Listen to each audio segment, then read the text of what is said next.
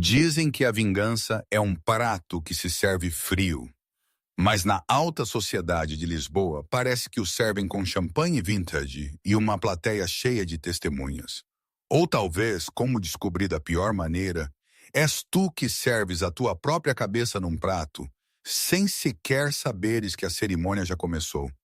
Lembro-me de João Sterling, que sou eu, o idiota, a entrar na gala mais exclusiva da década, no Palácio de Queluz. Agarrei a mão da Sofia, a minha noiva de 22 anos, e sentia-me o rei intocável do bairro financeiro lisboeta. Tinha a certeza de que a Ana, a minha ex-mulher, estava a achar num apartamento estúdio Algures, partida e esquecida. Oh, como eu estava errado. Fatalmente errado. Foi um dos meus piores dias. Não, foi o pior dia. Sinceramente, as semanas seguintes foram um borrão de névoa e desespero, os sons metálicos de grades a fechar e um cheiro a desinfetante industrial que ainda me persegue. Mas a humilhação, essa sim, gravou-se a ferro e fogo. Eu estava ali, ajoelhado no chão de mármore polido do oratório do Palácio de Queluz, o som do meu copo de champanhe ainda ecoando nos meus ouvidos como um tiro de canhão. A minha própria voz, a que usava para comandar milhões e humilhar concorrentes, soava como um miado quebrado. Olhei para cima. A Ana estava no palco, a luz dos holofotes a transformá-la num ser etéreo. Ela era a rainha do jogo, e eu era a piada. Lembro-me do seu olhar. Não era raiva, não era ódio. Era uma indiferença cortante, como se eu fosse um inseto sob a sola do seu sapato. Isso foi o pior. Pior que qualquer grito, qualquer choro. Como é que cheguei a esse ponto? Parece que foi há uma vida. Na altura, há algumas semanas, o convite chegou numa terça-feira, não pelo correio habitual, mas por um mensageiro particular num Bentley cinzento carvão. Uma coisa pesada, um cartão grosso cor creme, com as bordas em folha de ouro de 24 quilates, selado com cera preta, que não tinha brasão. Apenas a silhueta de uma única rosa espinhosa. João Sterling, eu, o CEO de 45 anos da Sterling & Copel Capital, segurei-o contra a luz do meu escritório na Torre Vasco da Gama. A cidade de Lisboa estendia-se lá embaixo, cinzenta e submissa, como eu preferia os meus oponentes. Quem é, João? A voz veio da chaise-longue no canto do meu escritório. A Sofia, a minha amante que se tinha tornado noiva, ergueu o olhar do telemóvel. Ela tinha 23 anos, deslumbrante aquela maneira de Instagram perfeitamente fabricada, com cabelos cor de platina e lábios que tinham custado mais do que o meu primeiro carro. Ela era o troféu que eu tinha desmantelado a minha vida para adquirir. A razão pela qual tinha entregue os papéis do divórcio a Ana. Há 3 anos. A gala obsidiana. Li, com um sorriso de canto de boca. Organizada no Palácio de Queluz. Tema: ressurreição. A Sofia guinchou saltando da chaise-longue. A gala obsidiana, João. Estás a falar a sério? É o evento mais secreto do calendário. A imprensa diz que até os ramos mais obscuros dos Rothschild tiveram dificuldade em conseguir bilhetes. Quem nos convidou? Lancei o convite para a minha secretária de mogno, recostando-me com a arrogância casual de um homem que tinha acabado de lucrar com o mercado imobiliário. Importa-se. O meu nome tem estado no Jornal de Negócios durante 3 semanas seguidas, desde a fusão com a Blackwood Tech. Alguém, obviamente, quer que o homem do momento adicione alguma gravidade à sua pequena festa. Fui até a janela, encarando o meu reflexo. Eu estava bem. Fato caro, maxilar afiado por personal trainers. O brilho de um relógio Patek Philippe no meu pulso. Há 3 anos a vida tinha sido diferente. Eu era casado com a Ana. Doce, quieta, aborrecida Ana. Era filha de um bibliotecário que eu tinha conhecido na universidade. Usava sapatos sensatos, cozinhava cozido à portuguesa aos domingos e apoiou-me quando eu não era ninguém. Mas quando o João atingiu os meus primeiros 10 milhões, a Ana deixou de fazer sentido. Não encaixava no iate, não encaixava na imagem. Ela era uma âncora quando eu queria ser uma vela. Então eu cortei-a. O divórcio foi brutal. Eu tinha os melhores advogados, tubarões de um escritório na Rua do Ouro. E deixei-a com uma ninharia. Da última vez que a vi, ela usava um casaco de lã desbotado, a assinar os papéis com uma mão trêmula num estacionamento encharcado pela chuva.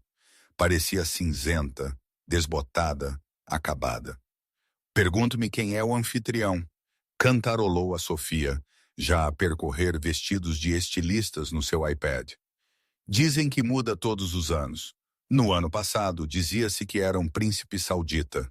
Achas que vamos conhecer a realeza? Nós somos a realeza, Tiff, disse eu, servindo-me um scotch. Mas sim, vamos e vamos garantir que toda a gente saiba exatamente quem somos. Compra o vestido mais caro que encontrares. Quero que brilhes tanto que o ciegues. Eu não sabia ainda, mas o tema ressurreição não era uma metáfora para a economia. Era uma promessa. Naquela noite, deitado na cama, o convite brilhava na mesa de cabeceira sob a luz do candeeiro. Senti um estranho mal-estar, um pequeno formigueiro na base do pescoço. A cera selava a rosa espinhosa. Lembrou-me de algo. A Ana costumava cultivar rosas, rosas black bacará. Mas afastei o pensamento. A Ana provavelmente estava a dar aulas de piano em alguma aldeia úmida da Serra de Sintra, envelhecendo graciosamente na obscuridade. Ela era o passado. A gala obsidiana era o meu futuro. À noite da gala, Lisboa estava envolta num nevoeiro sufocante. Mas os terrenos do Palácio de Queluz estavam em chamas de luz. Uma fila de Rolls Royces e Maybach estendia-se pela entrada privada, em marcha lenta, enquanto depositavam a nata da sociedade europeia no tapete vermelho. Os paparazzi eram mantidos à distância, atrás de cordas de veludo e portões de ferro, os seus flashes a explodir como relâmpagos distantes. Dentro da limusine, ajustei a gravata borboleta de seda. Vestia um smoking feito à medida na rua Rodrigues Sampaio, o tecido azul noite a abraçar o meu corpo perfeitamente. Ao meu lado, a Sofia vibrava de ansiedade e excitação. Ela usava um vestido que deixava muito pouco à imaginação. Um vestido versátil, transparente, cravejado de cristais que se agarrava a ela como uma segunda pele.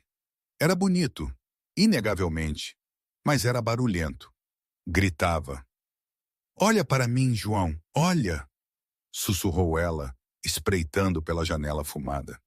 "É o Sebastião Thorne, o magnata da navegação. E, oh meu Deus, é a Lady Victoria Hervey?"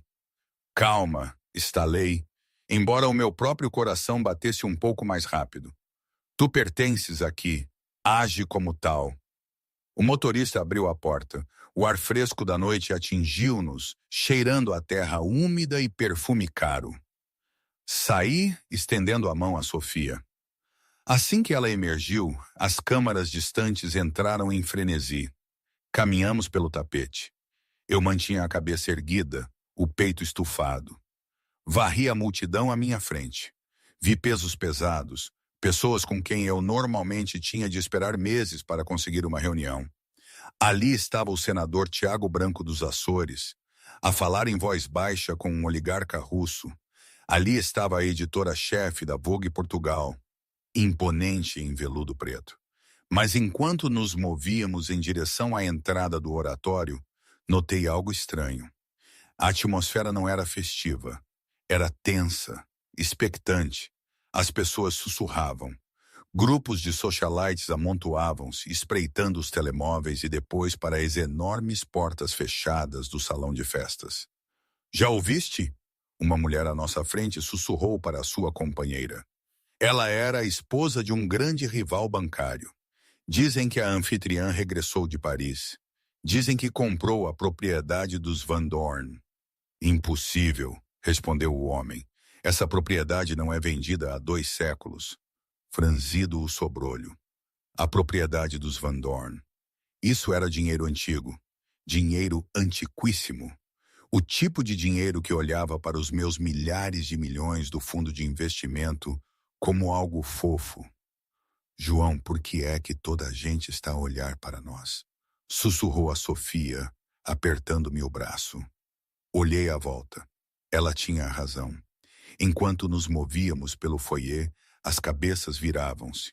Mas os olhares não eram a mistura usual de inveja e luxúria que eu recebia quando entrava com a Sofia.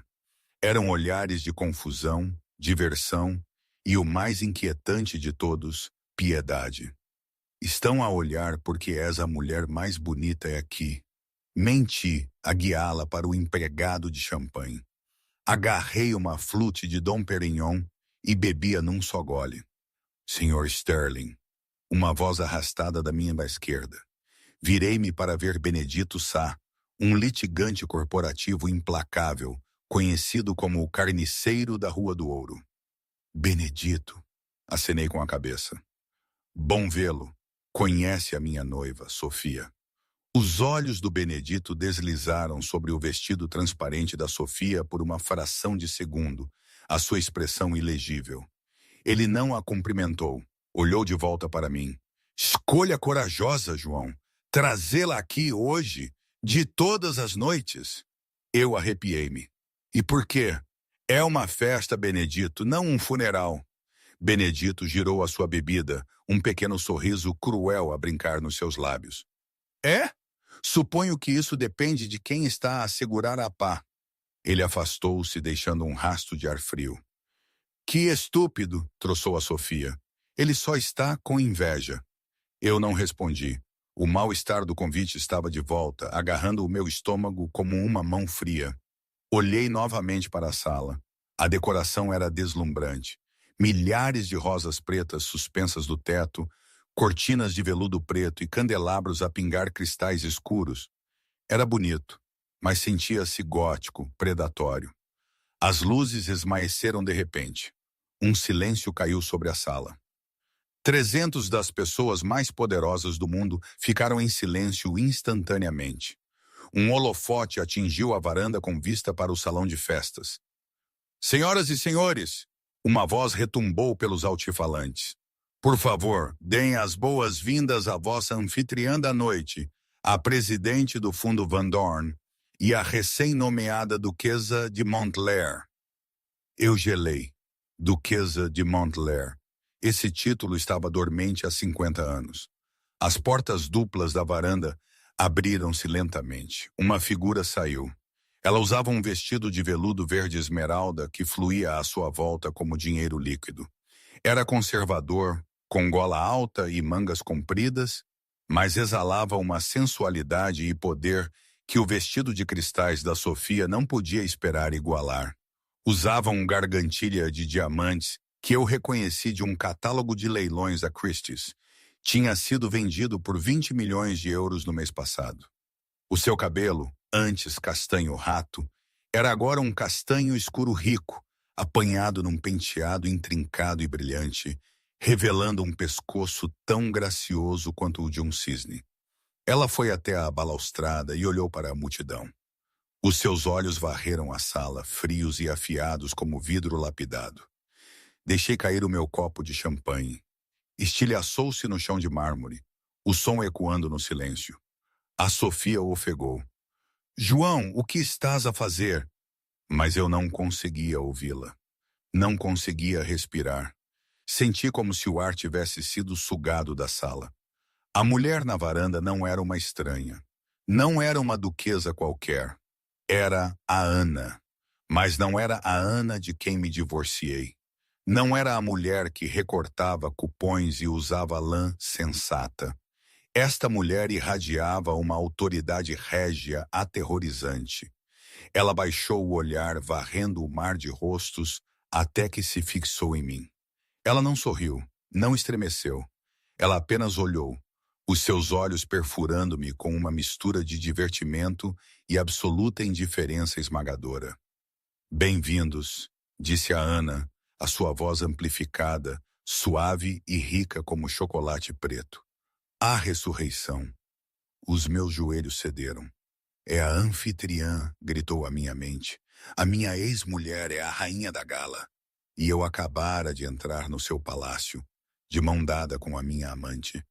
O estilhaçar do meu copo de champanhe foi o único som na sala por um batimento cardíaco.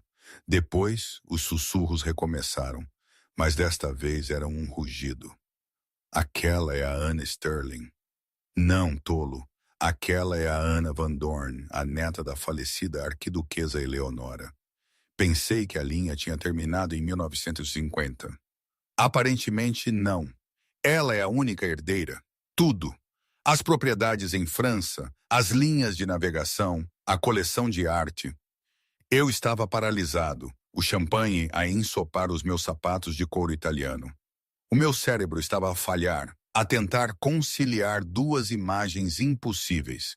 Havia Ana que eu conhecia. A mulher que recortava cupons para detergente da roupa. A mulher que usava camisolas grandes e lia romances baratos no sofá. A mulher a quem eu chamara sem inspiração ao meu advogado de divórcio. Lembrei-me do dia em que lhe disse que ela estava a lá deixar. Ela estava a regar as suas pequenas e tristes plantas na jardineira da janela. Ela não gritou. Ela apenas olhou para mim com olhos úmidos e devastadores e perguntou: "Não há nenhuma hipótese para nós, João, nem mesmo por causa de 10 anos?" Eu tinha rido, uma risada cruel e desdenhosa. 10 anos é um custo irrecuperável, Ana. Eu estou a seguir em frente. Tu estás estagnada. E agora eu observava enquanto a Ana começava a descer a grande escadaria de mármore. Ela não andava, flutuava. O veludo esmeralda pesado do seu vestido ondulava à sua volta. Cada passo era calculado, régio. A multidão abriu-se para ela instantaneamente, um mar de bilionários e aristocratas curvando as cabeças em deferência. "João?" sibilou a Sofia, puxando violentamente a minha manga. "João, as pessoas estão a olhar para a mancha molhada no chão. Faz alguma coisa. E quem é aquela mulher? Por que ela está a olhar para ti?" "Cala-te", sussurrei, a minha voz a tremer. "Apenas cala-te, Sofia." Eu não conseguia tirar os olhos da minha ex-mulher. Quando ela chegou ao fundo da escada, um homem deu um passo em frente para lhe dar a mão. Era Tiago Branco, o senador que eu estava desesperado para conhecer. O senador curvou-se profundamente, beijando as suas luvas com uma reverência que eu nunca o tinha visto mostrar a ninguém. "João, parece que viste um fantasma." Uma voz seca murmurou ao meu lado. Virei-me. Era Lord Eduardo Cruz, um corretor de poder de dinheiro antigo que fazia parte da direção do Banco de Portugal. Eu tentava marcar um almoço com ele há 5 anos. "Lord Cruz." Gaguejei. Co Conhece-a?" O Cruz tomou um gole do seu martini, observando a Ana com admiração. "Toda a gente a conhece agora, meu caro. É a história do século. A duquesa escondida." "Escondida?" "A avó dela era a arquiduquesa exilada que fugiu da Europa durante a guerra", explicou o Cruz, desfrutando da minha visível confusão. "Casou com um plebeu, um bibliotecário, e renunciou aos seus títulos para proteger a sua família. Viveram na total obscuridade. A Ana não sabia, só até a avó dela falecer há 2 anos. 2 anos atrás, apenas meses depois de o nosso divórcio ter sido finalizado." "Ela herdou o título?" perguntei com a boca seca. "O título, sim, mas, mais importante, o fundo Van Dorn, tem vindo a acumular juros compostos e ativos desde os anos 1800. Não é apenas dinheiro, Sterling. É soberania. Ela podia comprar o teu pequeno fundo de investimento com o dinheiro de troco e ainda ter o suficiente para comprar um pequeno país." Senti a sala girar. Quando me divorciei dela, lutei com unhas e dentes para manter a minha tremenda fortuna intacta. Dei-lhe a pensão mínima permitida por lei, argumentando que ela não tinha habilidades comercializáveis. Ela agora valia milhares de milhões. Ela esteve em Paris, continuou o Cruz, a ser preparada, a aprender as manhas, a reclamar a sua herança. Esta gala é a sua festa de apresentação. É ela a declarar que a linha Van Dorn está de volta. Olhei de volta para Ana. Ela ria baixinho de algo que o senador disse, um som que eu reconhecia, mas mais afiado, mais contido. Ela estava radiante. Ela era poderosa. E estava a usar a joia de família que eu a tinha forçado a vender. Apertei os olhos. Sim.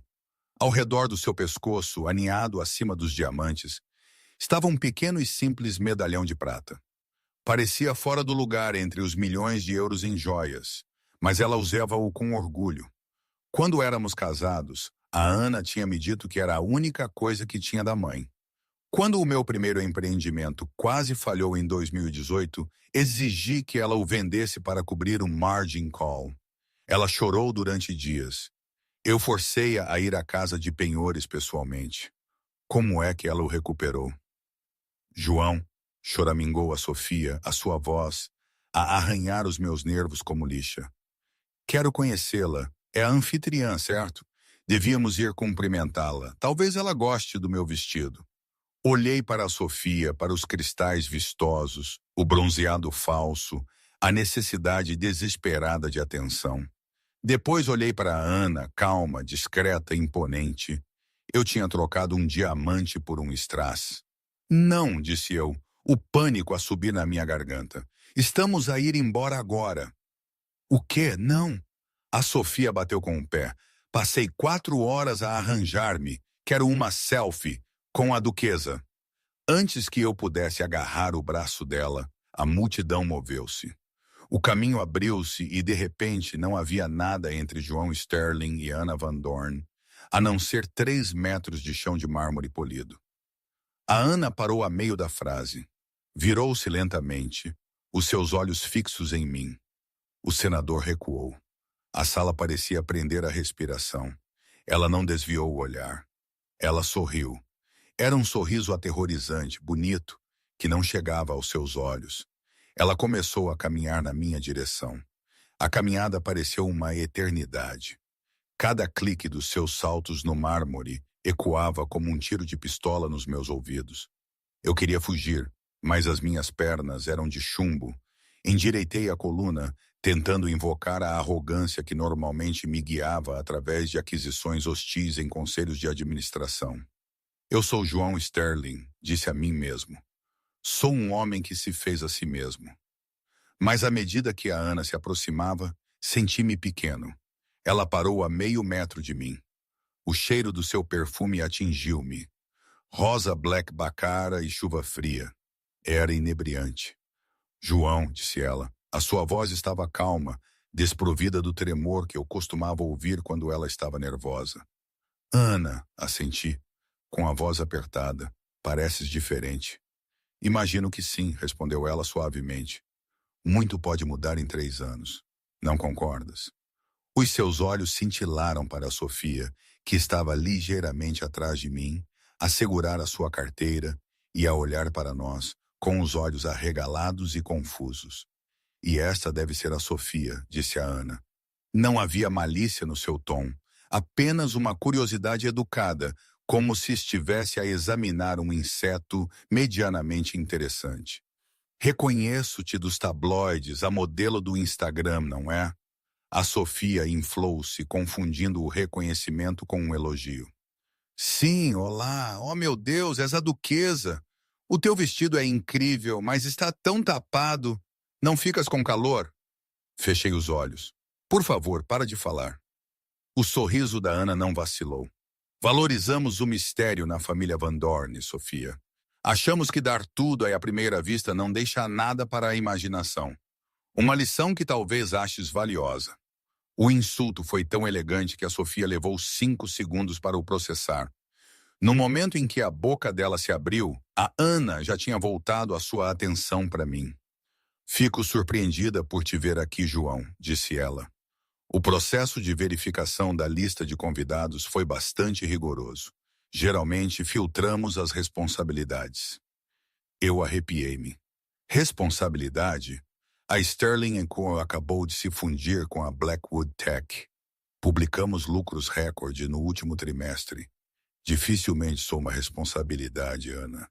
É vossa graça. Uma voz grave ressoou por trás da Ana.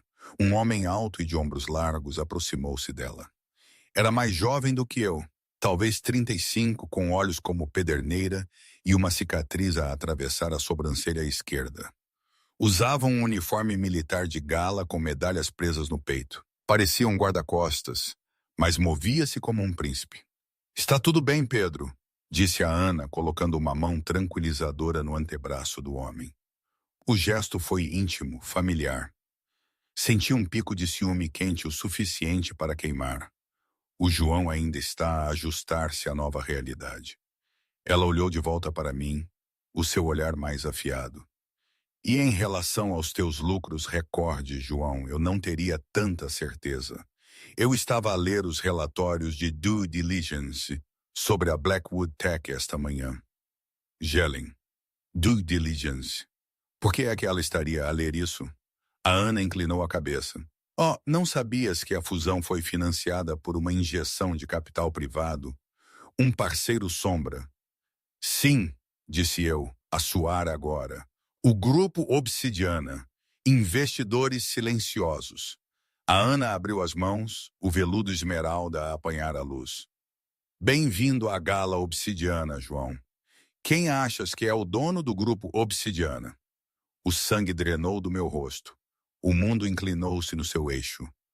Tu, sussurrei, tu financiaste a fusão.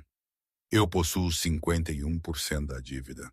Corrigiu a Ana suavemente. O que significa, tecnicamente, que eu sou tua dona. Ela deu um passo em frente, invadindo o meu espaço pessoal. Pela primeira vez, a sua máscara escorregou e eu vi um lampejo do fogo por baixo. Disseste-me uma vez que eu era um fardo, João. Disseste-me que eu não entendia o valor do dinheiro. Então decidi aprender. Comprei a tua dívida não porque fosse um bom investimento, embora seja, mas porque eu queria ser a que segurava a trela quando tu inevitavelmente tropeçasses. Eu não tropeço, rosnei, embora a minha confiança estivesse a estilhaçar-se. Toda a gente tropeça, sussurrou a Ana, especialmente quando estão a olhar para as estrelas e esquecem-se do precipício debaixo dos seus pés. Ela recuou, a sua máscara de polidez glacial a voltar ao lugar. Desfruta da festa, João. Bebe o champanhe. É vintage, 1959. Muito caro, mas tenta não derramar mais nenhum. Não queremos arruinar os pisos. Ela virou-me as costas. Vem, Pedro. O primeiro-ministro está à espera. Ela afastou-se, o homem chamado Pedro, colocando uma mão protetora na parte inferior das suas costas.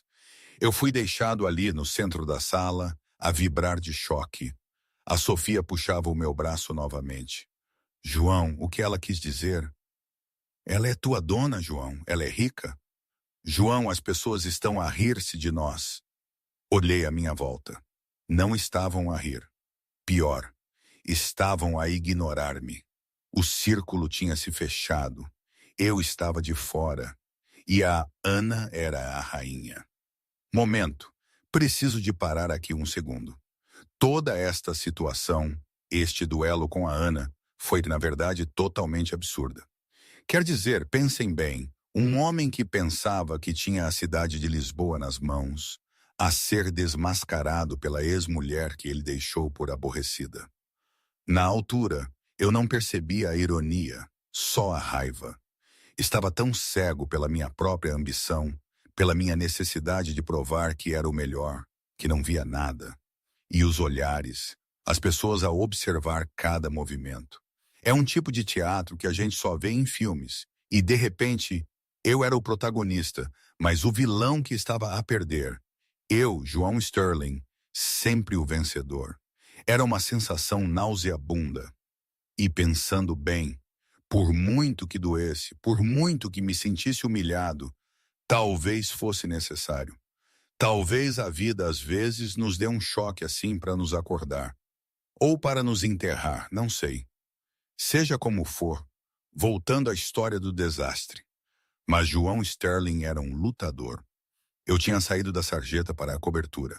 Não ia deixar que a minha ex-mulher, bibliotecária ou duquesa, me destruísse. Os meus olhos apertaram-se enquanto a observava a rir com o primeiro-ministro. Ela pensa que ganhou, murmurei para mim mesmo. Ela não tem ideia. Recuei para as sombras da colunata arqueada, os meus nós dos dedos brancos enquanto agarrava um novo copo de uísque. A minha mente corria numa tempestade caótica de negação e fúria. Ela é a dona da dívida. As palavras ecoavam na minha cabeça. Se a Ana exigisse o empréstimo da fusão do grupo Obsidiana, a Sterling Co. estaria insolvente em 24 horas. Eu perderia a cobertura, os carros, o status. Voltaria a ser o que era no início, um miúdo de bolsa do Porto com nada além de ambição. Observei a Ana do outro lado da sala. Ela estava a fazer a corte perto da orquestra, a rir baixinho de algo que o embaixador francês disse. O Pedro, o militar com cicatrizes, estava logo atrás do ombro dela, uma sombra silenciosa e letal. Ela está a blufar, murmurei para mim mesmo. Tem de estar. A Ana não tem estômago para a guerra corporativa. Ela chora quando pisa um caracol. Eu precisava de uma alavanca. Precisava de lembrar a todos nesta sala que eu era o empresário e ela era apenas uma ex-mulher sortuda a brincar de disfarces. Varri a sala e avistei Benedito Sá perto da escultura de gelo. Benedito era um tubarão, mas era um tubarão que odiava a instabilidade. Se eu o convencesse de que a Ana era errática, uma herdeira inexperiente que iria fazer o mercado colapsar, Benedito poderia reunir o conselho contra ela. Endireitei a minha gravata e fui ter com ele. Benedito, sibilei, aproximando-me. Precisamos de falar. Este circo é uma ameaça para o mercado. Benedito levantou uma sobrancelha, descascando um camarão com precisão cirúrgica. Acho que é bastante refrescante, na verdade. A duquesa tem um excelente gosto em catering. Ela é uma fraude, Benedito. Estalei a minha voz a subir ligeiramente. Há 3 anos ela estava a recortar cupons. Ela não sabe a primeira coisa sobre capital privado. Se ela detém a dívida da fusão da Blackwood, vai geri-la mal. Vai fazer a bolsa cair só para me despedir. Tu também tens ações na Blackwood. Queres perder milhões por causa da vendetta de uma ex-mulher amargurada? Benedito parou, olhou para Ana, depois para mim. A ganância nos seus olhos cintilou. O que propões, Sterling? Forçamos um voto de desconfiança, disse eu com a minha confiança a regressar. Tenho um arquivo, declarações fiscais antigas do nosso casamento, declarações conjuntas. Havia discrepâncias, coisas que eu geri por ela. Se eu as divulgar, vai parecer que ela estava envolvida em evasão fiscal antes de herdar o título. Isso escandalizará o fundo. O conselho terá de remover o seu controlo para proteger a imagem dos Van Dorn. Era uma mentira. Claro, fui eu quem manipulou os números anos atrás, escondendo bens nas Ilhas Caimão, mas a Ana tinha assinado as declarações conjuntas sem olhar. Ela estava legalmente implicada.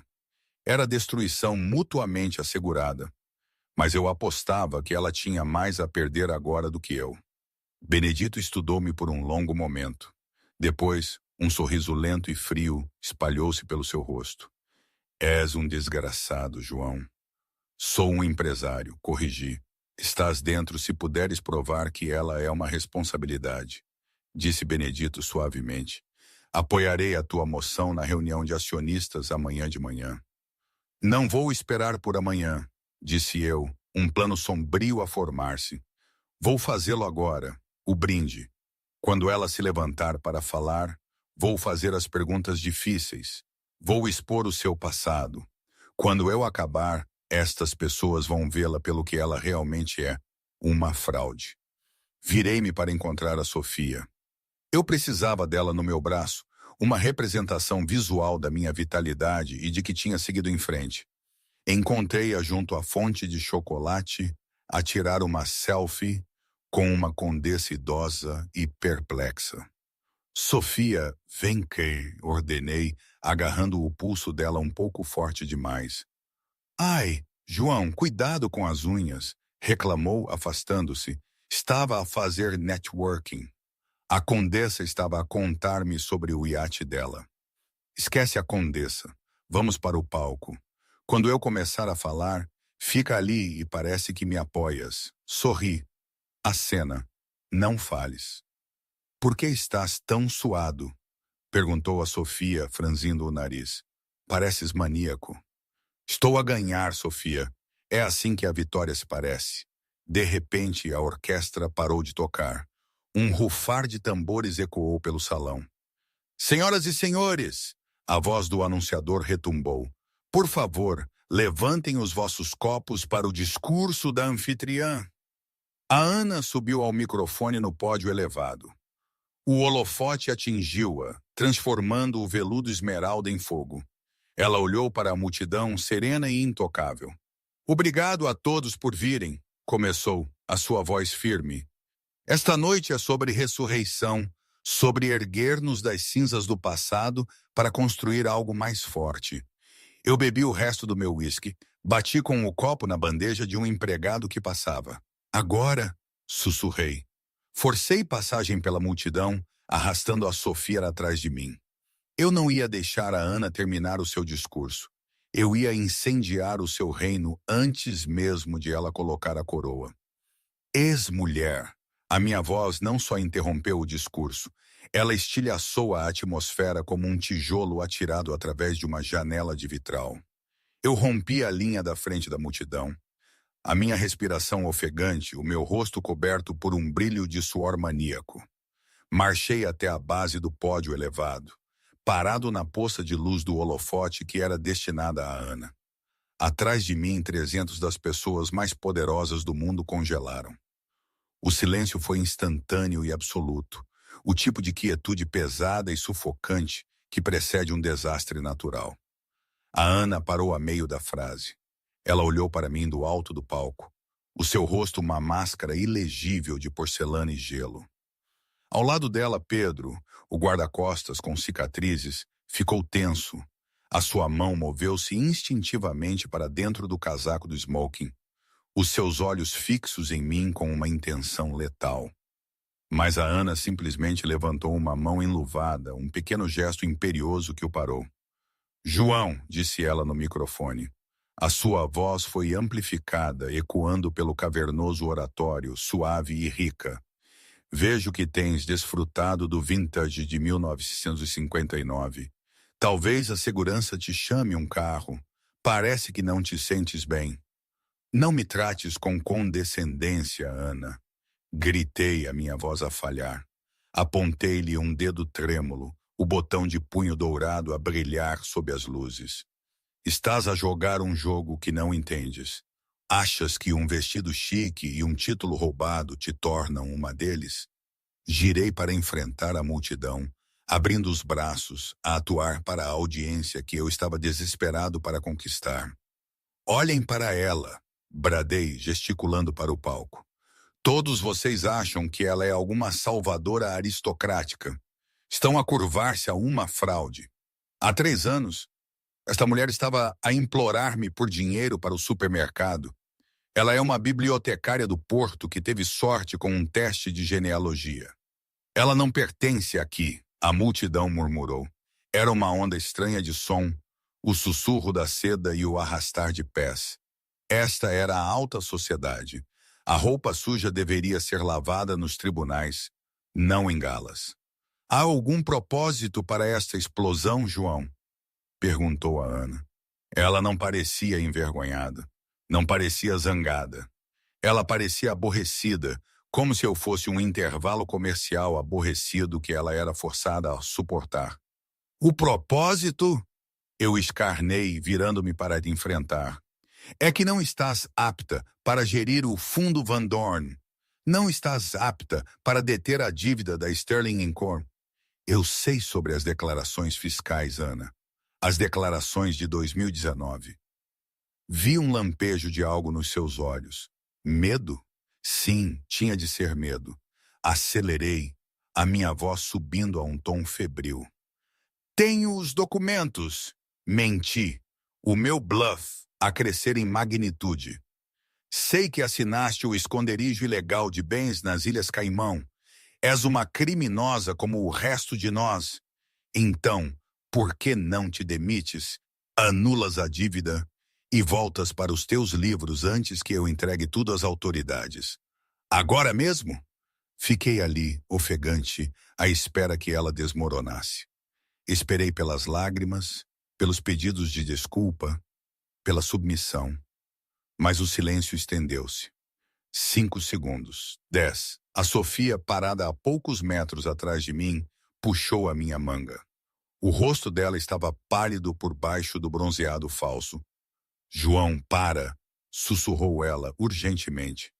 Toda a gente está a olhar para nós como se fôssemos malucos. Vamos só embora.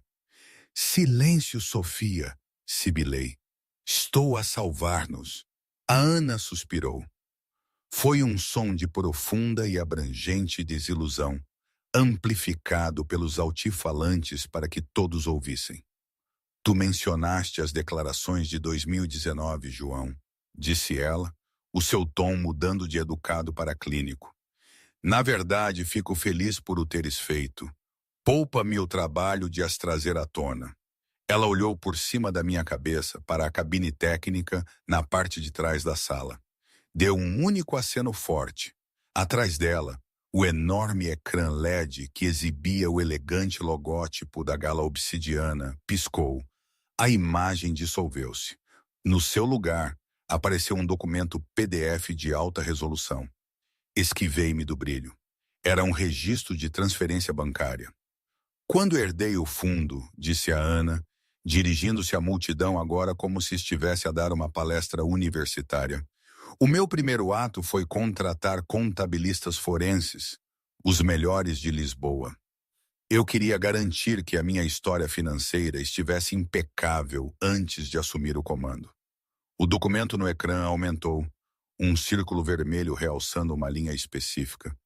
Encontramos o dinheiro que escondeste, João, disse ela suavemente. 2,5 milhões de euros desviados da nossa conta conjunta para uma empresa de fachada nas Ilhas Caimão.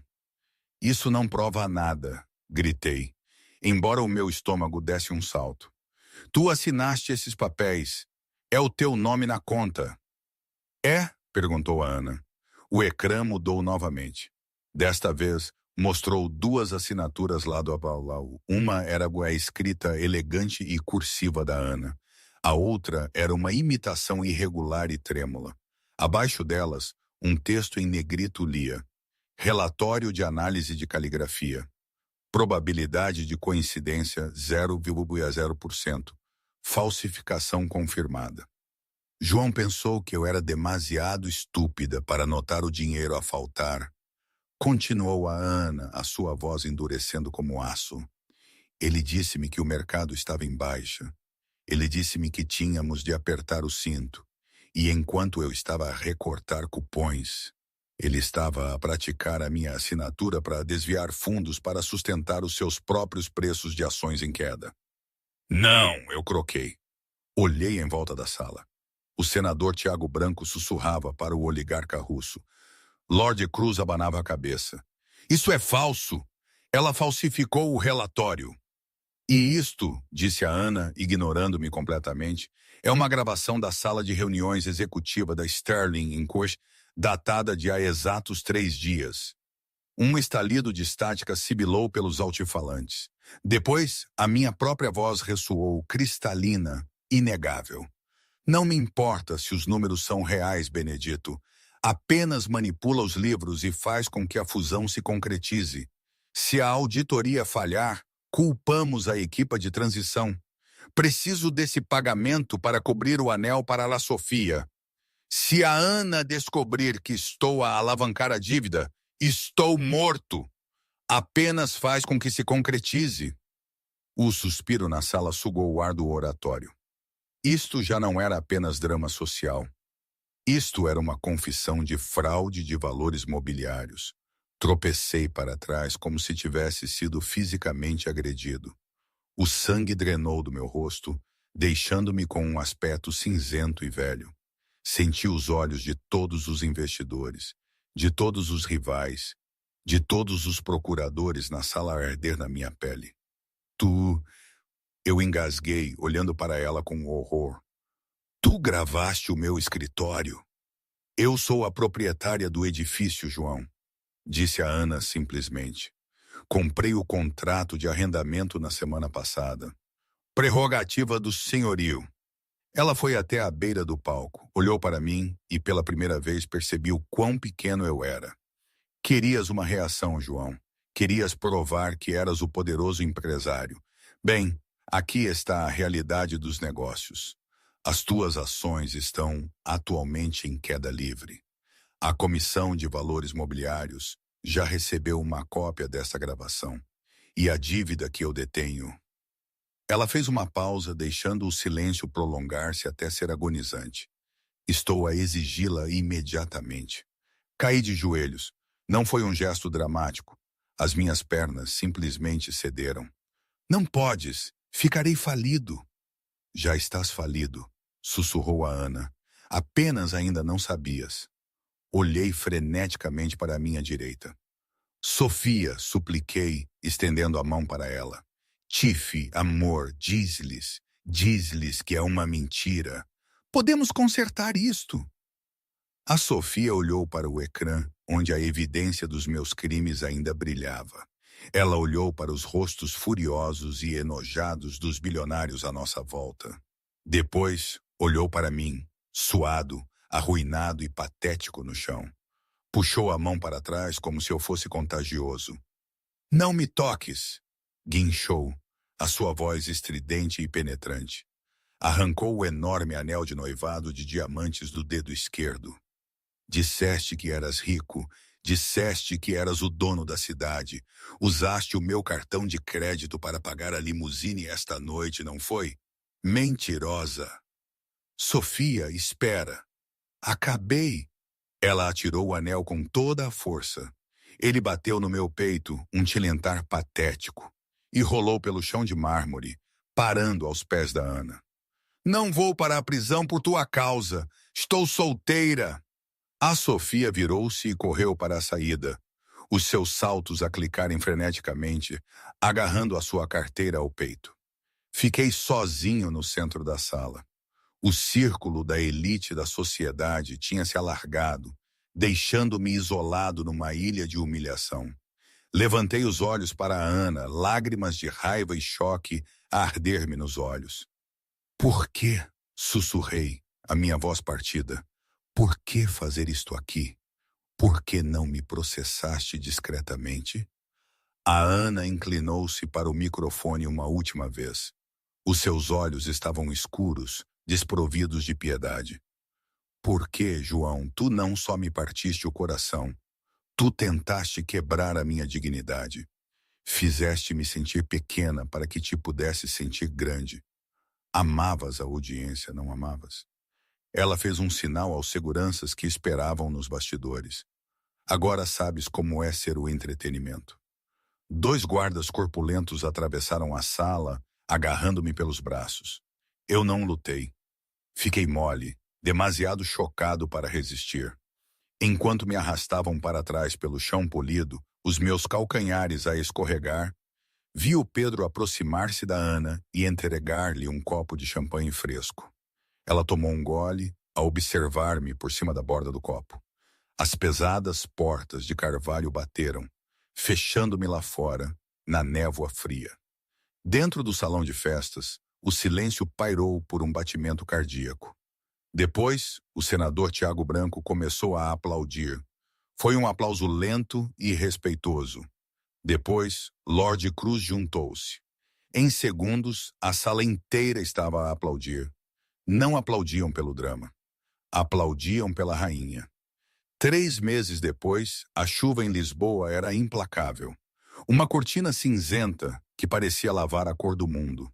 Batia contra a pequena janela reforçada da cela 402, na prisão de Caxias, o som ecoando como um aplauso zombeteiro constante. Eu, João Sterling, sentado na beira da minha cama, o colchão fino a ceder sob o meu peso. O homem que antes comandava as salas de reuniões do topo da Torre Vasco da Gama, agora não comandava nada além de uma caixa de cimento de 1,2 por 2,4 metros. Os fatos feitos à medida da Rua Rodrigues Sampaio eram uma memória distante, substituídos por um uniforme cinzento áspero e mal ajustado que cheirava levemente à lixívia industrial e ao desespero de outros homens. O meu Patek Philippe, aquele que eu usava para verificar impacientemente durante negociações de milhões de euros, estava numa gaveta de provas algures na cidade. O tempo, outrora a minha moeda mais valiosa, agora estendia-se diante de mim num laço agonizante e sem fim. Eu observava a pintura a descascar na parede oposta. As manchetes provavelmente ainda circulavam, embora os guardas raramente me deixassem ver um jornal. Sterling em si vira pó. CEO condenado a 12 anos por fraude. A vergonha queimava-me no estômago, mais quente do que o café instantâneo barato que serviam ao pequeno almoço. Tudo se tinha ido. A cobertura com vista para o Tejo tinha sido apreendida. O Aston Martin tinha sido leiloado. Até os meus amigos tinham evaporado como névoa. Usei a minha única chamada telefônica permitida para tentar contactar a Sofia, desesperado por uma voz familiar. Um fragmento de lealdade. A linha estava morta. 2 semanas depois, o meu advogado nomeado pelo tribunal, um homem sobrecarregado de trabalho com uma mancha na gravata, deixou um tabloide sobre a mesa. A Sofia estava radiante na capa do Correio da Manhã, agarrada ao braço de um avançado da Liga Portuguesa de 20 anos. A manchete lia: "O meu pesadelo com o monstro de Mayfair, como João me enganou."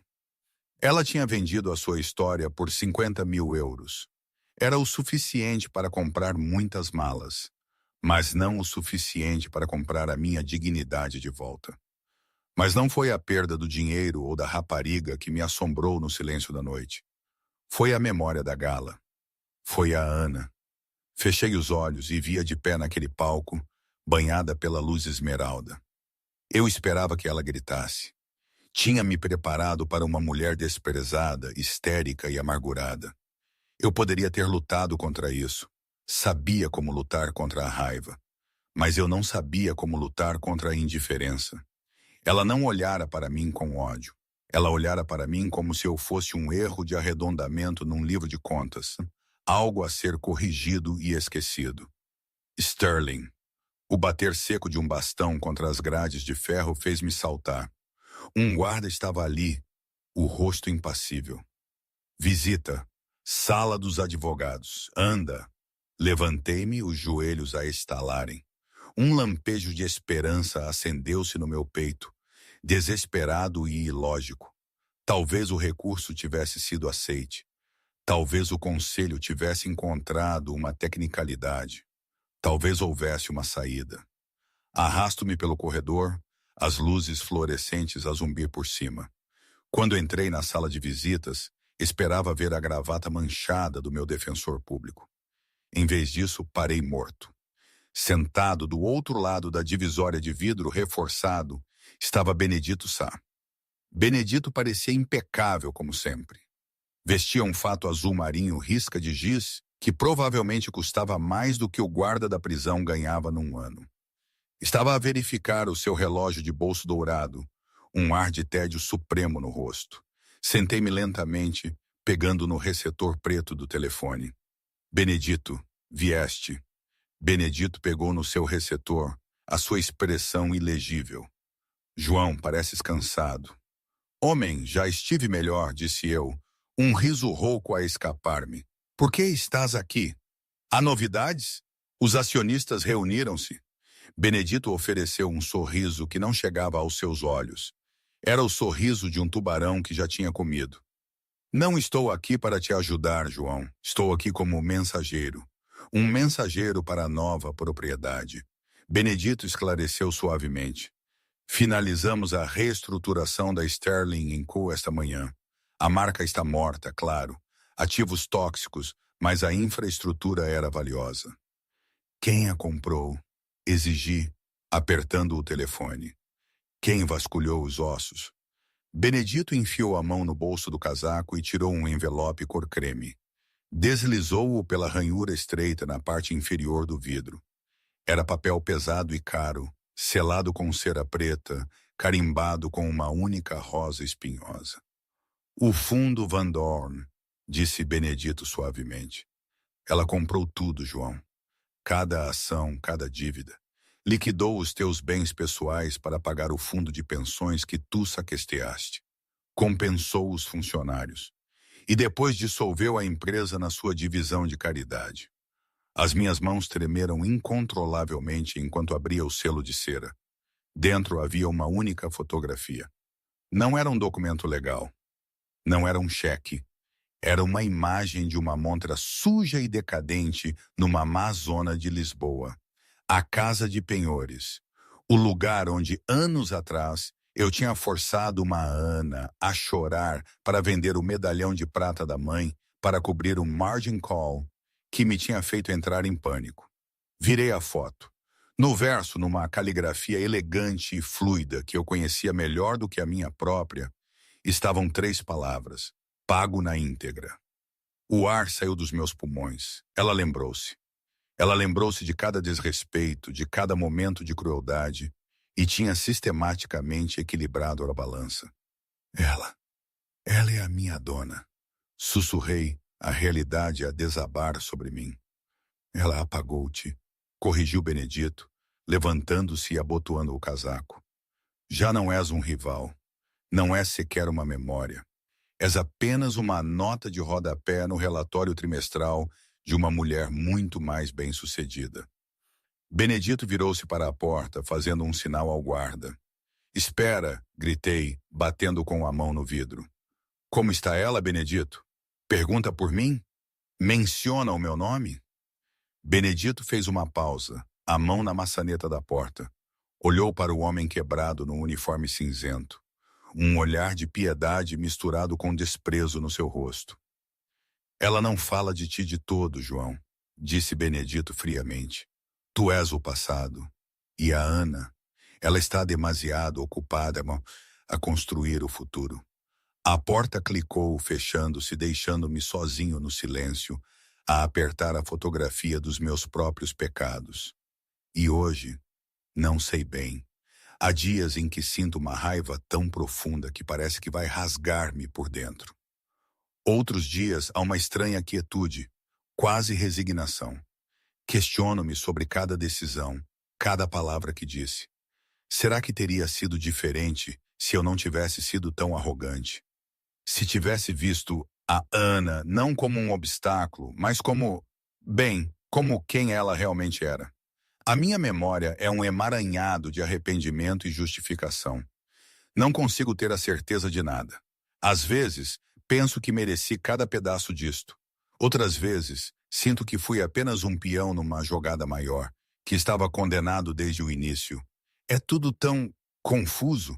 Que acham? É possível que um homem mude depois de perder tudo? Eu não sei.